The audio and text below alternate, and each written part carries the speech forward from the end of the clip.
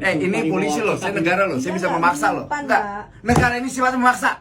Pak, saya kok dibentak-bentak sih? Bukan, Anda bohong tadi. Saya secara pribadi agak mengkritik Pak Wamen, sedikit menggebrak meja gitu ya. Ya saya pikir itu bukan cara-cara yang tepat. Tidak bisa karena hadir pejabat negara, terus kemudian mau melakukan penekanan secara verbal, bahkan ada gestur, sehingga ibu ini menyatakan ya saya jadi ketakutan. Kalau dia mau berkunjung kan nggak masalah. Ini tempat bermain atau tempat bekerja? Bekerja, Pak. Ibu nggak malu orang kita yang kesini ngelindungin ibu.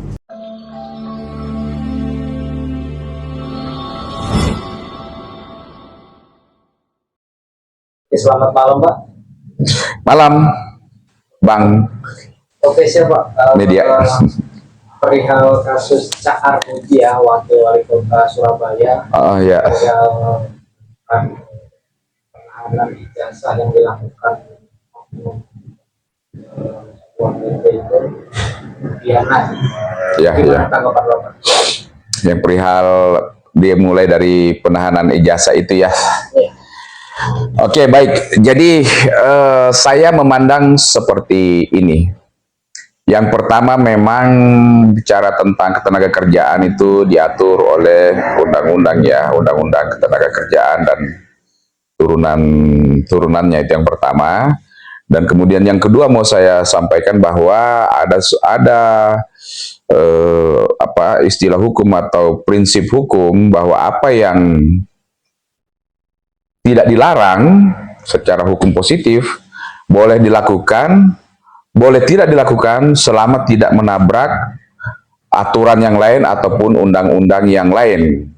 Apalagi secara khusus ketika itu dilakukan atau tidak dilakukan dan ternyata ada impact terhadap pidananya. Nah, kita bicara tentang penahanan ijazah.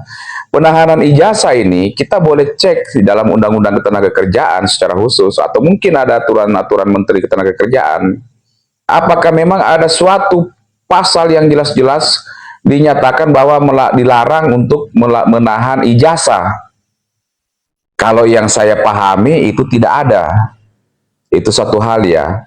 Nah, hal yang kedua, kalau hanya berdasarkan kepada bahwa tidak ada pasal yang jelas-jelas melarang, kembali lagi boleh ditahan, boleh tidak. Tinggal penahanannya itu seperti apa, apakah akan menabrak hukum yang lain, menimbulkan aspek pidana ke depannya, ataukah tidak. Demikian pun juga kalau tidak ditahan. Kalau tidak ditahan seperti apa dan seperti bagaimana. Nah, kita akan mencoba melihat kalau misalnya ada suatu perusahaan yang mempekerjakan atau merekrut tenaga kerja dan orang ini benar-benar bersentuhan dengan katakanlah itu uang ya, keuangan atau uang yang bisa dipegang secara cash seperti itu. Misalnya apa? Misalnya bagian penagihan, collection ya, yang mendatangi customer terus kemudian mengumpulkan uang. Sehingga apa? Di sini ada suatu aset uang perusahaan yang dipegang.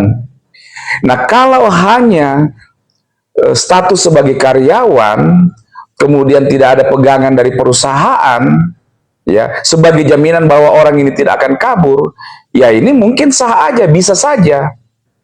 Dengan tentu perjanjian antara perusahaan dengan karyawan ini, ada suatu perjanjian ya, apalagi kalau ada serikat pekerjanya semisalnya.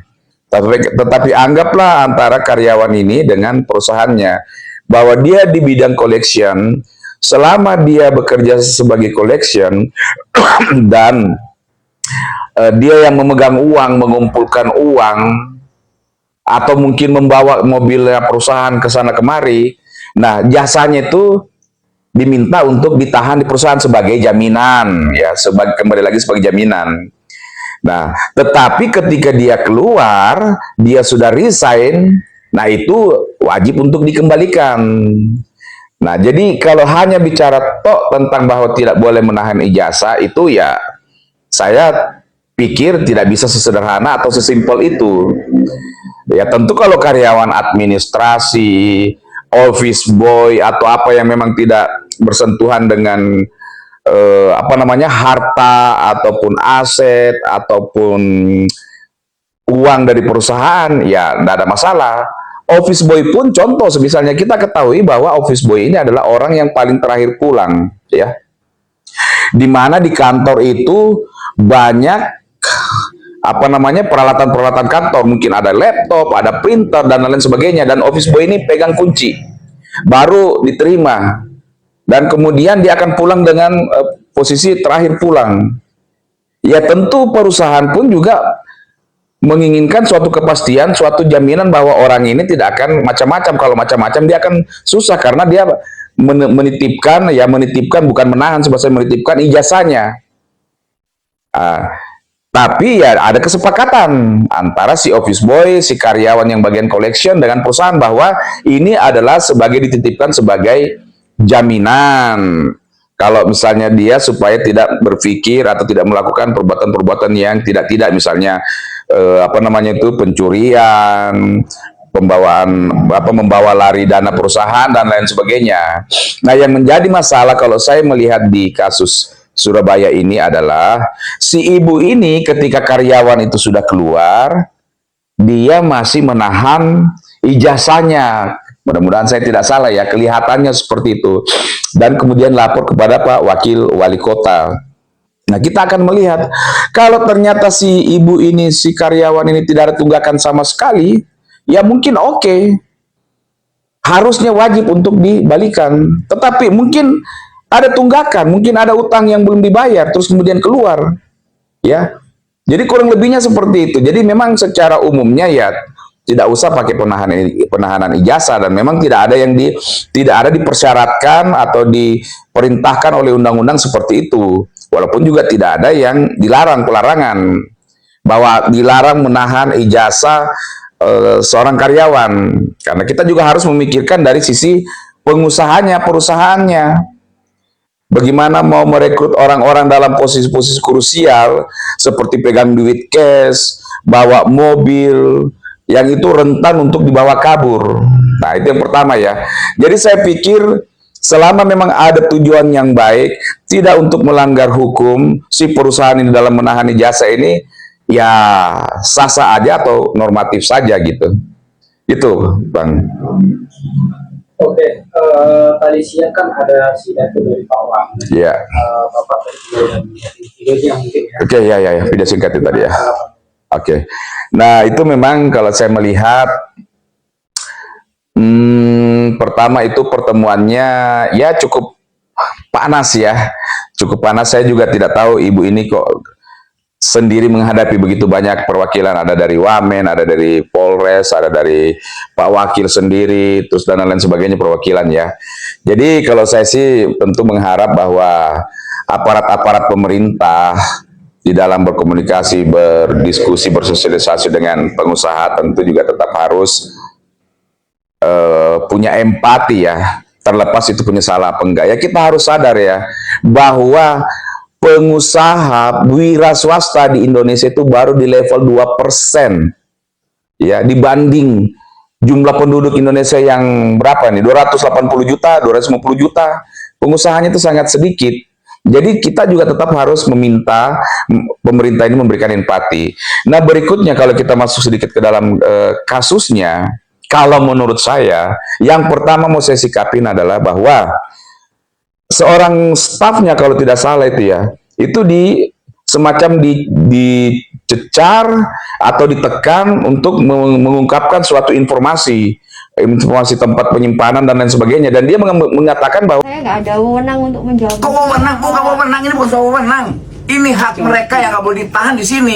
ya memang harusnya itu benar, kewenangan dari sebuah perusahaan itu ya adalah direkturnya yang bertanggung jawab di luar dan di dalam pengadilan. Apalagi si ibu ini sepertinya adalah direkturnya.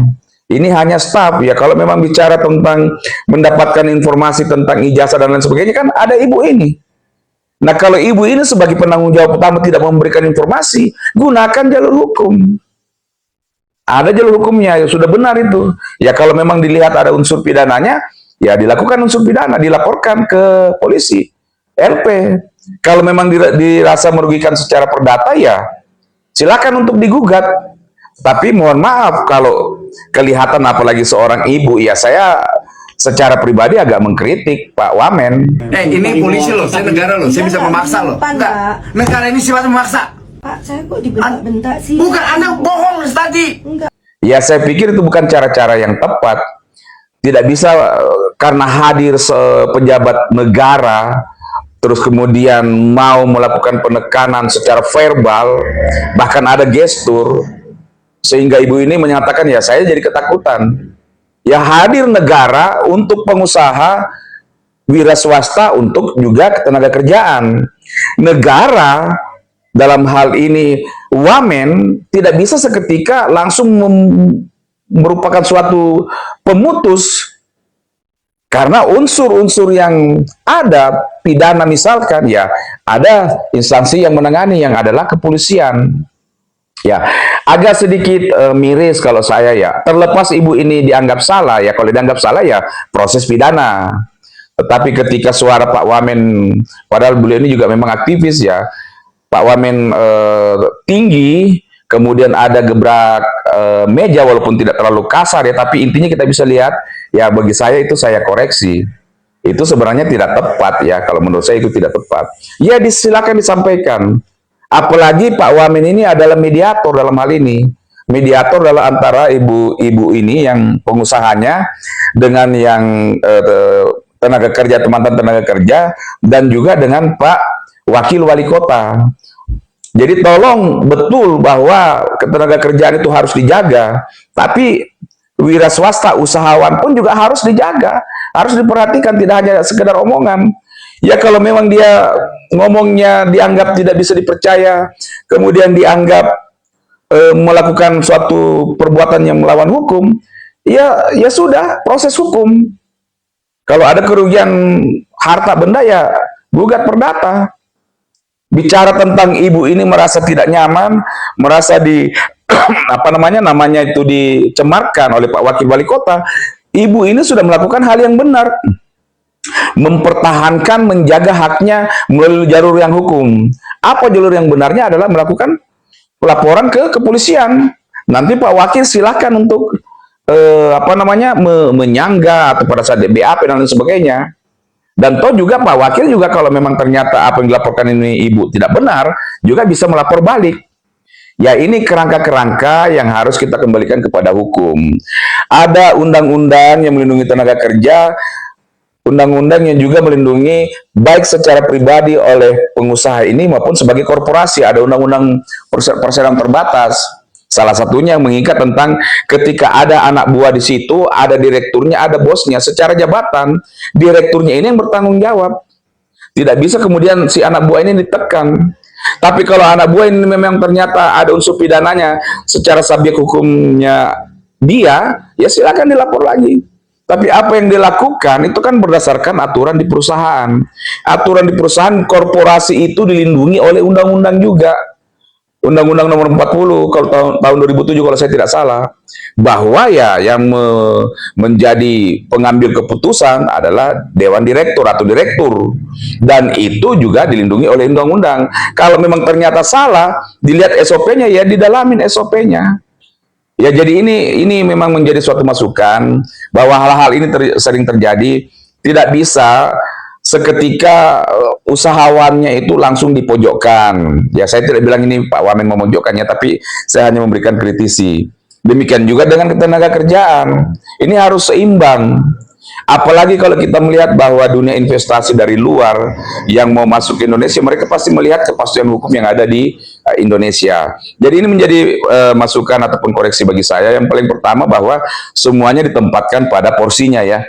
Sayangnya memang ibu ini sebagai seorang pengusaha ya tidak melibatkan kuasa hukumnya, ya, atau tim lawyernya, sehingga ada suatu interaksi yang benar. Kalau kita lihat ibu ini juga verbalnya apa ya, tidak terlalu cakap dalam berbicara secara hukum gitu, ya, sehingga lebih mungkin bahasa-bahasa bahasa-bahasa sederhana yang keluar sehingga tidak nyambung dengan Pak Wamen, dengan Pak Wakil Wali Kota dan lain sebagainya. Tetapi intinya ibu ini punya hak hukum, baik dia sebagai katakan itu direktur daripada perusahaan ini ataupun pemilik daripada perusahaan ini maupun sebagai pribadi, ya. Jadi ya mohon maaf kalau menurut saya sedikit represif itu juga tidak tepat. Ya berdiskusi dengan baik. Sampaikan ya kalau memang ibu tidak mau ya kita proses hukum. Dan ibu itu pun juga saya pikir tidak masalah dengan itu.